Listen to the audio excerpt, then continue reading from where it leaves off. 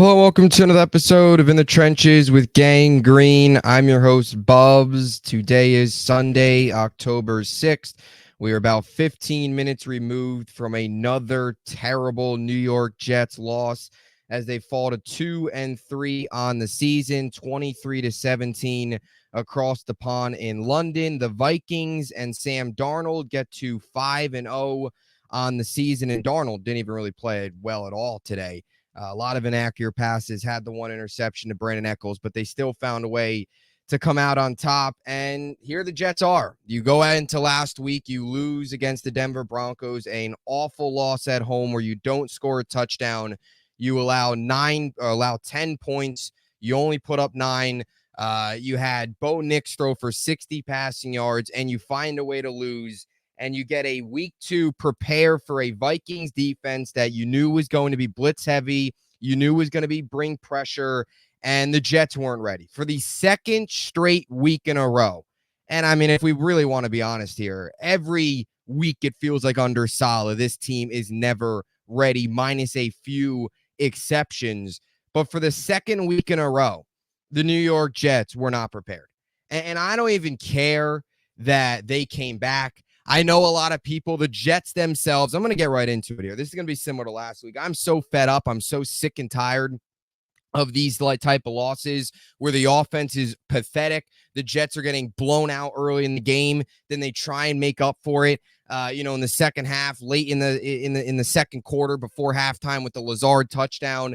And then it's always too little too late. And I'm so sick and tired of these type of losses because the New York Jets, Robert Saleh, this organization will find a way to justify it. That's all they do. They're going to justify this loss. They're going to go out and say, oh, we fought. We were competitive. We came back.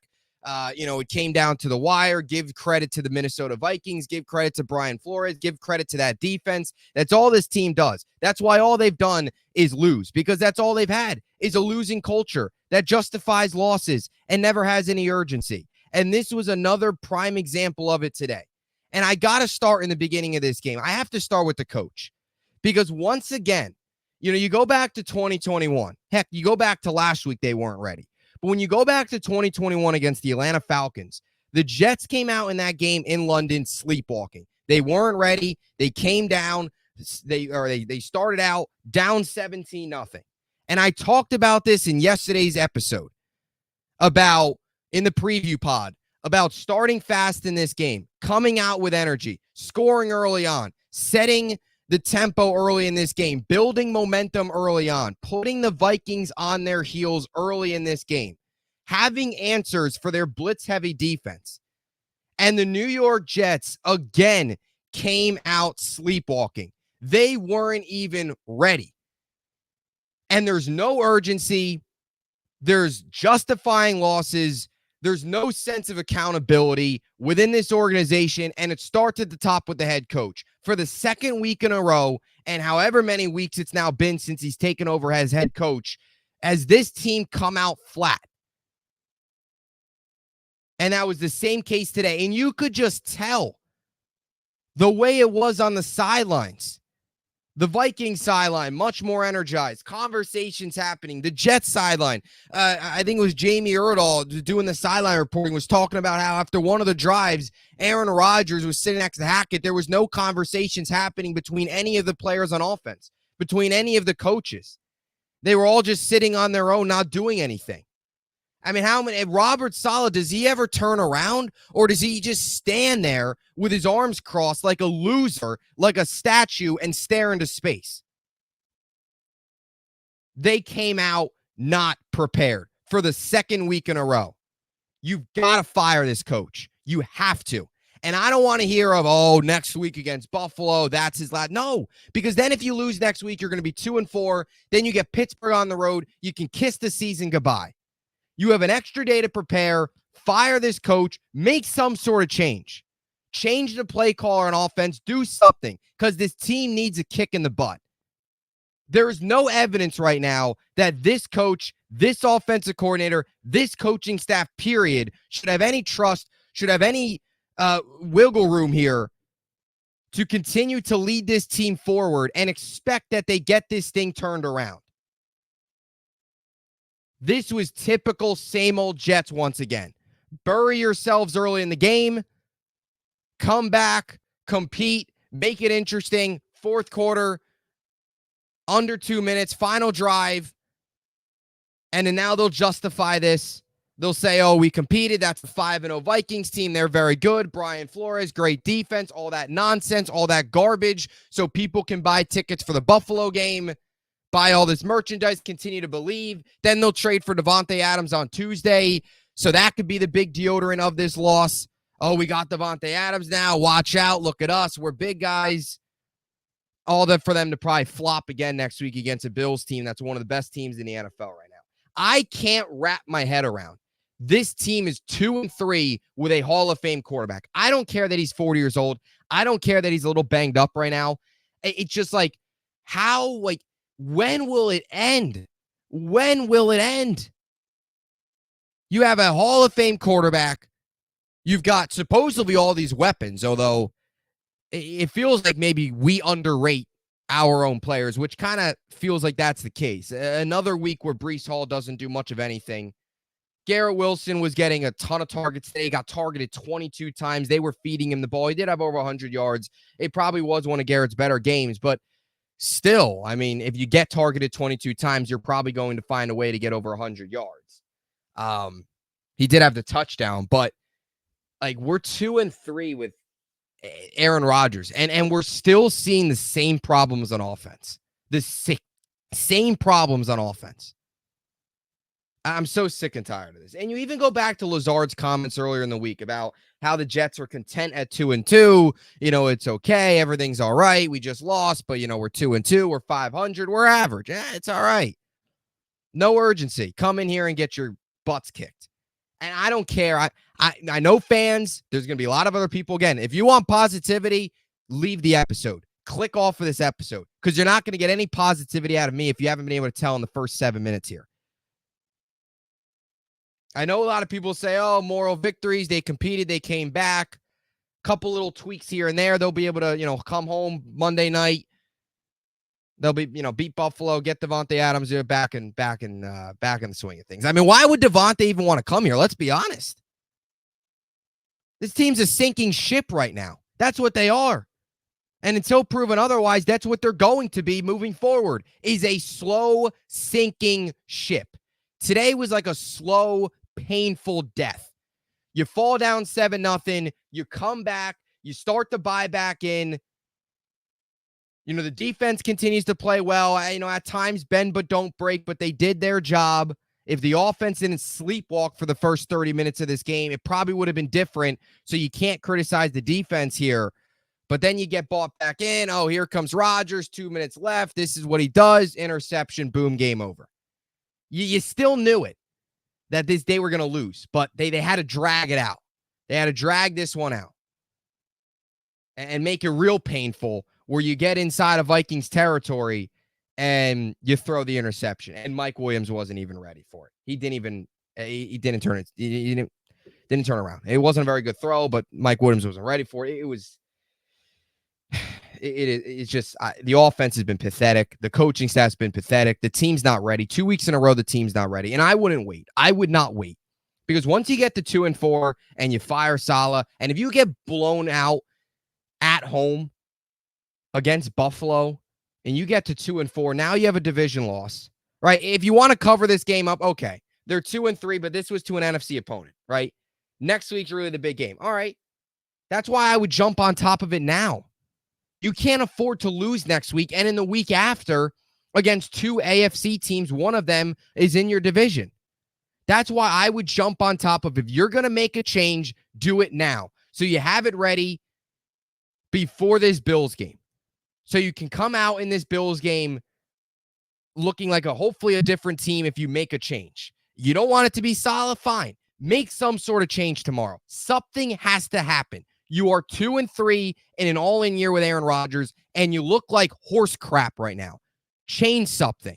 They won't, but they need to. You can't wait until next week against Buffalo when you get your doors blown off on primetime and you're 2-4 and you got one less day to prepare for Pittsburgh before going on the road and then say, oh, let's fire the coach. And in the blink of an eye, you're going to be 2-5 and we're going to be talking about the freaking draft in 2 weeks from now. Do something now. This can't keep happening. This is 4 straight years of the same garbage. He's 20-36 as a coach. How many more times do we need to see this team come out not prepared, get utterly outcoached, him talk about giving credit to the other team, justifying losses before we make a change? Do something. If you say you're all in, you would make a change. Pathetic. And the offense don't even get me started. I don't know how you have Garrett Wilson, Breece Hall, Mike Williams, a Hall of Fame quarterback. I don't care he's 40. I don't care he's banged up. A Hall of Fame quarterback, and you still were seeing the same just offense that's like it's it's a grind to just get 1 to 2 yards. It's so hard to watch. I mean, are we serious? Are we serious? His offense is still, it's a grind. It's grueling to watch this offense. Grueling. I'm like at a loss for words of how bad it was today and how choppy that it's been. You look at this Jets offense, right? All right, San Fran, it was choppy. Let's say they were 2 quarters. Tennessee, they were good for 2 quarters. New England, good for the whole game. Back-to-back weeks, they haven't shown up in 8 quarters.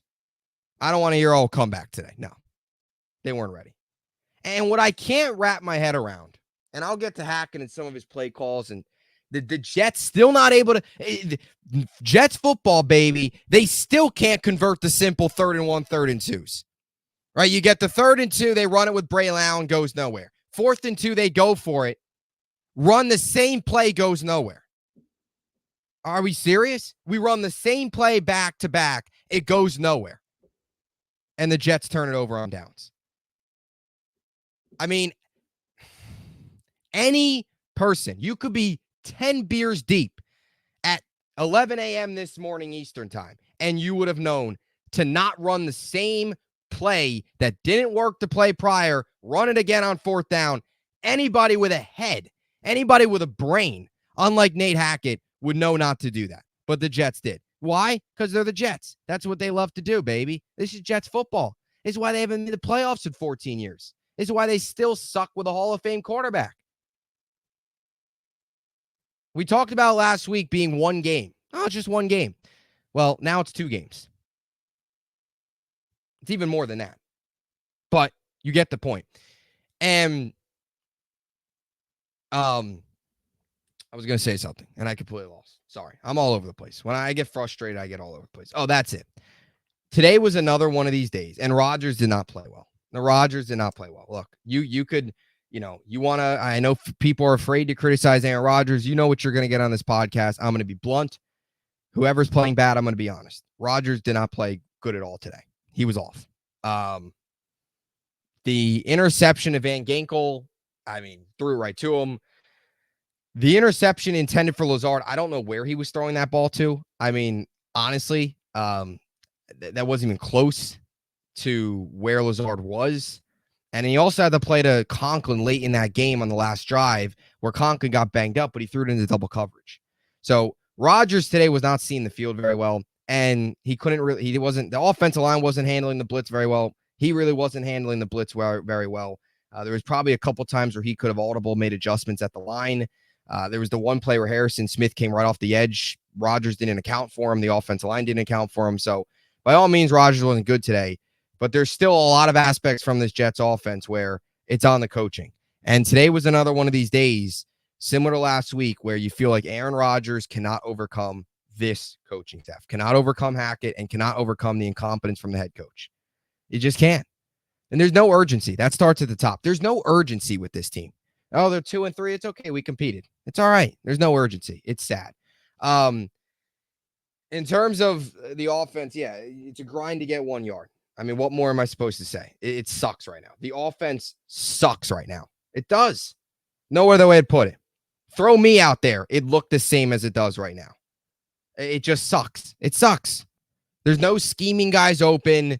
Everything's a grind. Nothing looks easy. It's the same pathetic garbage we saw last year. Rodgers finished 29 of 54, rather, 244 yards, 2 touchdowns, 3 picks. We got the full Allen Lazard experience today. You know, you get the interception from Brandon Echols, which I got to give credit to Brandon Echols. This is a guy that anytime he comes into the game, right, you get Michael Carter going down with the hamstring, and then obviously you had Sauce going down there for too little while. Brandon Echols is always steps up. Give him credit. 2 guys today. I thought DJ Reed had a very good day. We'll get to the defense here in a little bit, but Brandon Echols is a guy that anytime he steps in, he's always makes a play. So there's a positive. There was maybe 2 positives from this game. That was about it. Back to the negative though for a second. I got bright and positive there for a second. Now we got to get back to the bad stuff, which was pretty much everything. I still can't wrap my head around how Rodgers and these receivers aren't on the same page. And I don't want to hear, oh, they didn't play the preseason together. Oh, whatever. No, it's week 5. It's October. It's October. Week 1, right? Week 1, it's only 1 week. It's only 1 week. Now it's still early. I mean, when are him and Garrett Wilson going to start to connect consistently? Mike Williams didn't get involved until the 4th quarter. Where was he all day? By the way, Garrett Wilson wasn't even in on that 4th down play. Like, what are these play calls? But it hurts your head when you see some of these bad, like, miscues, throws where Rodgers is way over guys' head. They're not running the right routes, or Rodgers overthrowing them. Like, it's week 5. The rust should have been knocked off a month ago. Everybody talks about week 1 being an extension of the preseason. Not week 5. You're in October. This is where teams start to separate themselves amongst the rest. And we're still seeing these same mistakes of miscommunications, overthrows, not the right routes, all of this nonsense. Like, they're not even prepared. Like, they don't even watch film.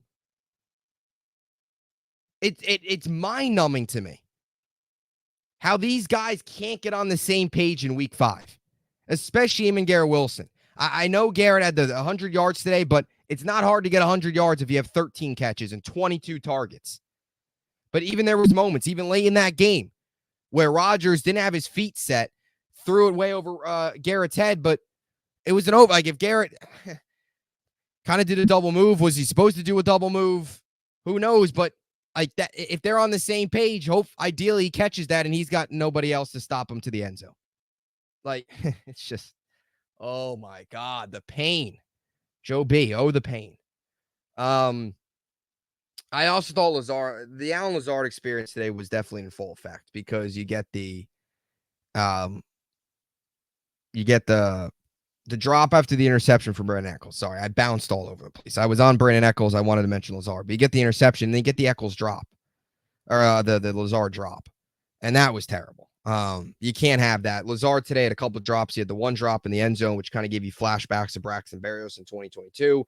Not the best throw, but you got to catch the ball. In a game like this where you're trying to come back, you're in the red zone. They didn't have many chances today. The offense wasn't moving the ball much today, but when you had that chance where the offense was moving the ball and they were connecting, you've got to be able to make that play. He didn't. He had some other drops. He did have the touchdown. Just the Lazard experience is crazy. He had the play where Rodgers overthrew him. It just looked like a bad throw from Rodgers, but who knows? Maybe he was supposed to go upfield more. I don't know. Either way, he had safety help over the top. I don't know what Rodgers was thinking on that, to be honest, at all. Look, Rodgers played like garbage today. I mean, you throw 3 interceptions. It's tough to win when your quarterback throws 3 interceptions. No other way to put it.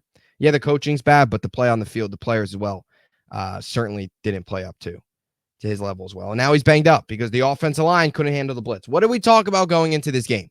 Handling the blitz, right? Last week's one thing. Okay, Denver, they blitzed a ton. Maybe you weren't ready for it. Rookie right tackle. All right. You had a week to prepare. You knew they were going to blitz the heck out of you. They blitz more than Denver. They blitz more than Denver. They do. Going 82 blitzes. Denver had 64. We knew they were going to blitz more than Denver. And they're not ready for it. Like, they didn't even adjust from last week. It looked literally like last week. And they're exposing themselves to the rest of the NFL. Hey, blitz us. You blitz us, we're going to get our quarterback banged up, and we're not going to know how to handle it. That's what's going to happen. All right, last week, okay. Not that I was giving them any excuses, but all right, you could sort of understand, okay, these blitzes, they struggled. But a week later, against a team that blitzes even more, now you know. We talked about this in the preview pod. I mean, I might be smarter than the coaches of this team. I think any Jets fan that watches these games is smarter. They couldn't handle the blitz again. That was pathetic.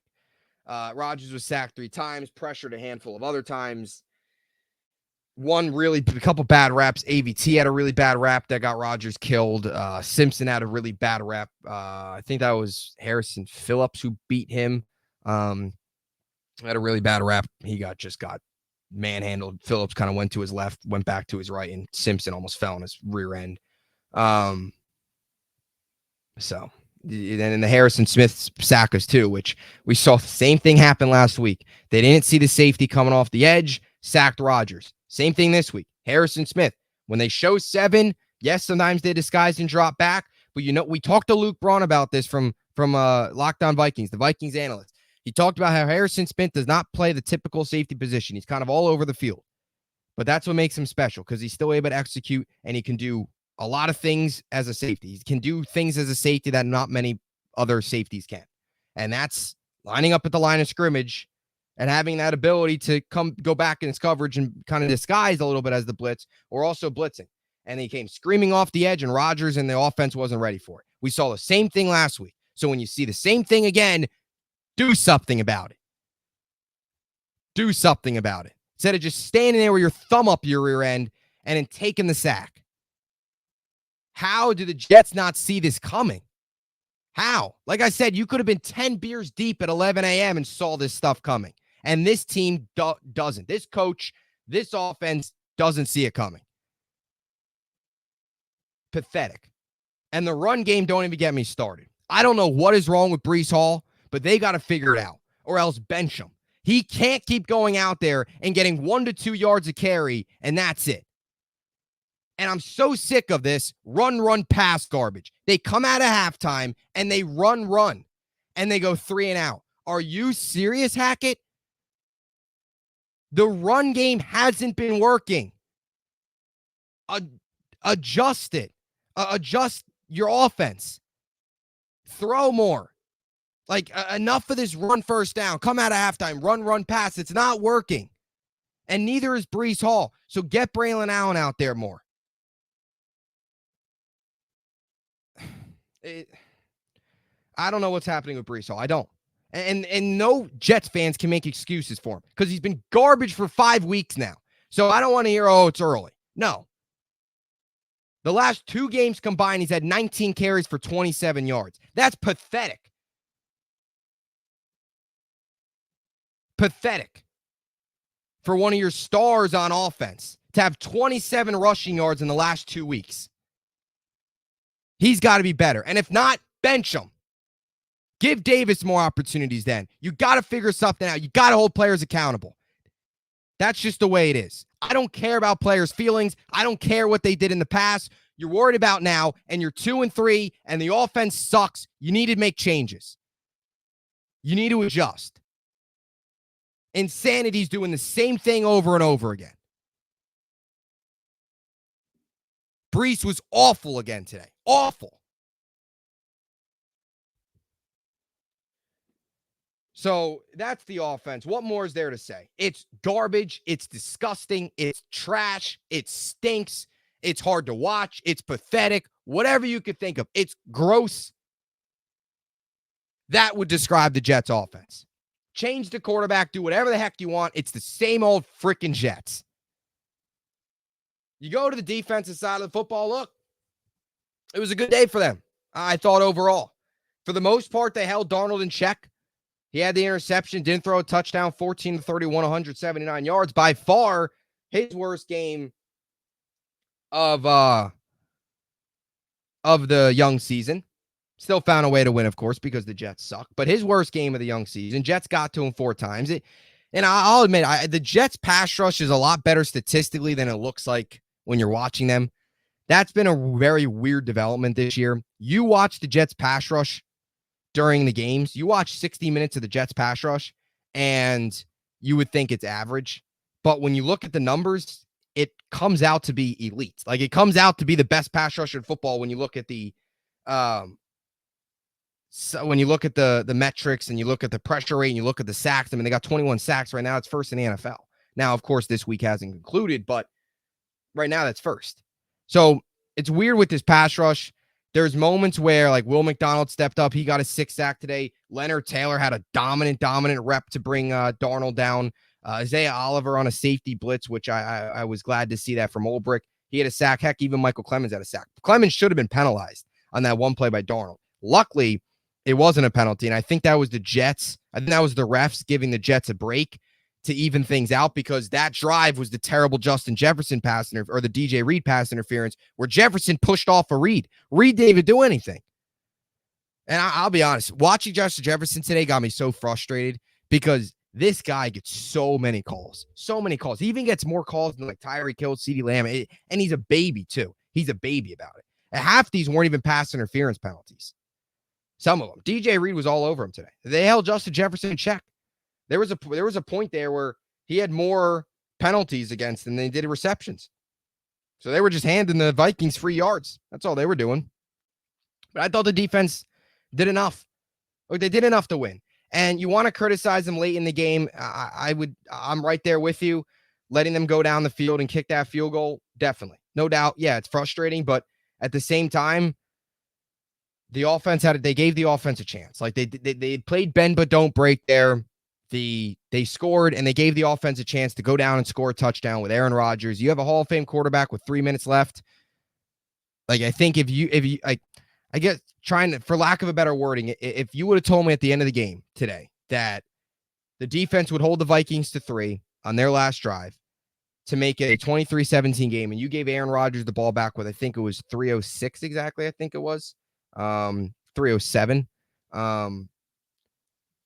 on the game clock with 2 timeouts, I would have said, all right, I'd sign up for that. I would. So, and the defense held up. Like, this game could have gotten out. This game could have been 24-31-0. But the defense kept on hanging around. There was a couple bend but don't break moments. They had the one fumble, which the offense couldn't take advantage of. Where they had the pick 6, 3 plays later. So even when the defense did force a turnover, the offense couldn't take advantage of it, and they gave it right back into the end zone. Tactically, Rodgers had 3 touchdowns today because he had the one to Van Ginkel. DJ Reed was excellent today. I thought DJ Reed was great. I think DJ Reed's been the Jets' best corner through 5 games. I think he's been awesome.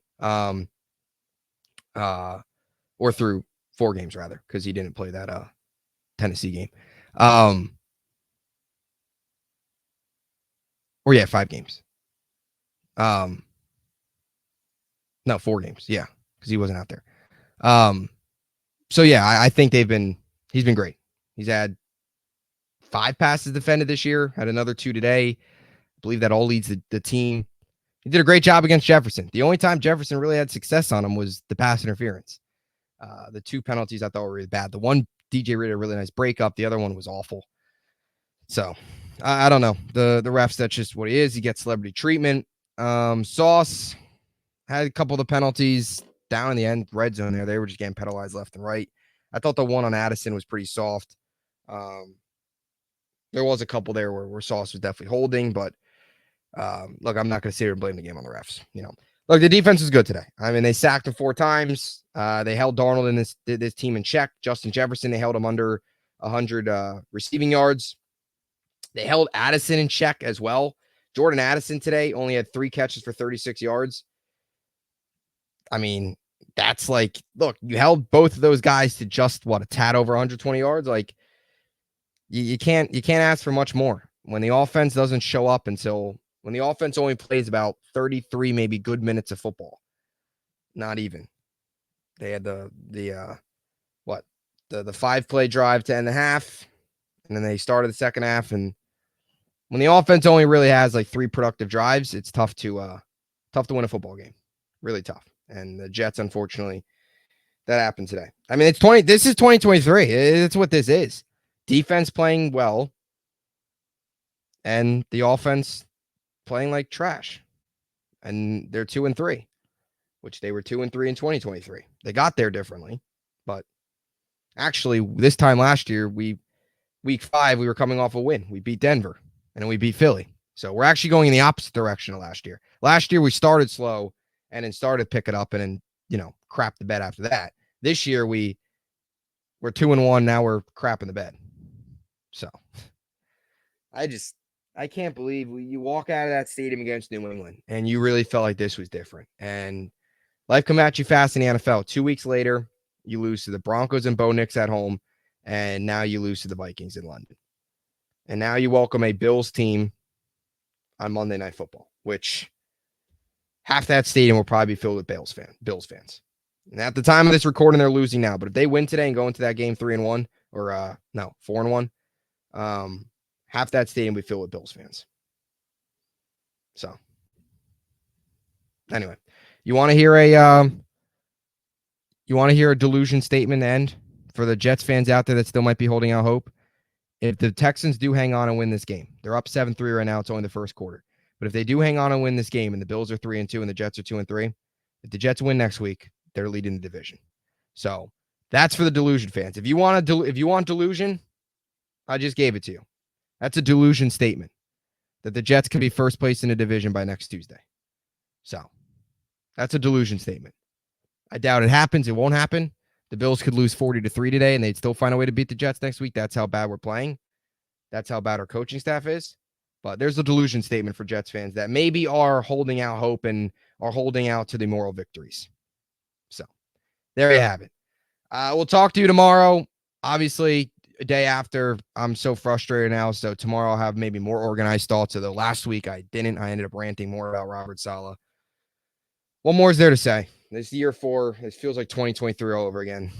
Soon these post-game shows are going to be 5 minutes because I'm not going to have anything else to say other than same old Jets. So talk to you guys tomorrow. Maybe something will change. I doubt it. But until next time, Jets. Jets, as always, through thick and thin.